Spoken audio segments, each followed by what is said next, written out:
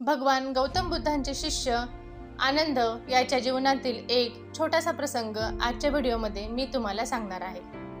एकदा श्रावस्ती येथे अनाथपिंडिकाच्या जेतवन आश्रमात भगवान बुद्ध राहत होते।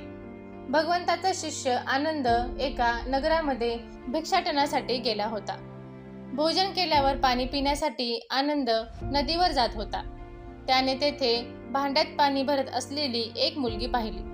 आनंदाने तिला थोडेसे पाणी मागितले। त्या मुलीचे नाव प्रकृती होते। प्रकृती नावाच्या त्या मुलीने मी चांडालिका आहे असे म्हणून पाणी देण्याचे नाकारले। तेव्हा आनंद म्हणाला की मला पाणी हवे आहे, मला तुझ्या जातीशी काही कर्तव्य नाही। मग त्या मुलीने आपल्या भांड्यातील थोडेसे पाणी त्याला दिले। आनंद हा भगवान बुद्धांचा शिष्य आहे हे तिला कळताच तिने त्याच्याशीच लग्न करण्याचा विचार केला।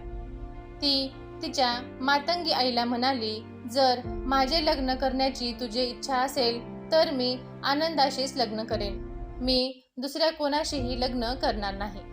तेव्हा मातंगीने आनंदाला आपल्या घरी जेवणाचे निमंत्रण दिले। मातंगीने आनंदासमोर आपल्या मुलीची इच्छा व्यक्त केली। तेव्हा आनंद उत्तरला की मी ब्रह्मचारी राहण्याचे व्रत घेतले आहे आणि म्हणून मी कोणत्याही स्त्रीशी विवाह करू शकत नाही। तेव्हा मातंगीने चेटूक विद्येचा प्रयोग केला, परंतु त्याचाही आनंदवर कोणताही परिणाम झाला नाही।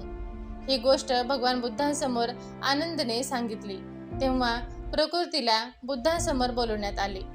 भगवंत तिला म्हणाले की आनंद भिक्खू आहे आणि त्याच्या डोक्यावर केस नाहीत। जर तूही मुंडन केलेस तर मग काय करता येईल ते मी पाहीन। मुलीने आईच्या संमतीने मुंडन केले। तेव्हा भगवंत पुढे म्हणाले की तू ज्या गोष्टीवर प्रेम करते ते सर्व अशाश्वत आहे। प्रकृतीने त्यावर विचार केला। आनंदाशी लग्न करण्याचा जो आग्रह धरला होता त्यात काही अर्थ नाही हे तिने मान्य केले। विवाहाचा प्रश्न मिटल्यामुळे भिक्खुनीच्या संघात प्रवेश करणे हा एकच मार्ग तिच्यापुढे होता। तिने तशी इच्छा प्रकट करताच ती अंत्यज असूनही तिला भगवान बुद्धांनी संघामध्ये प्रवेश दिला।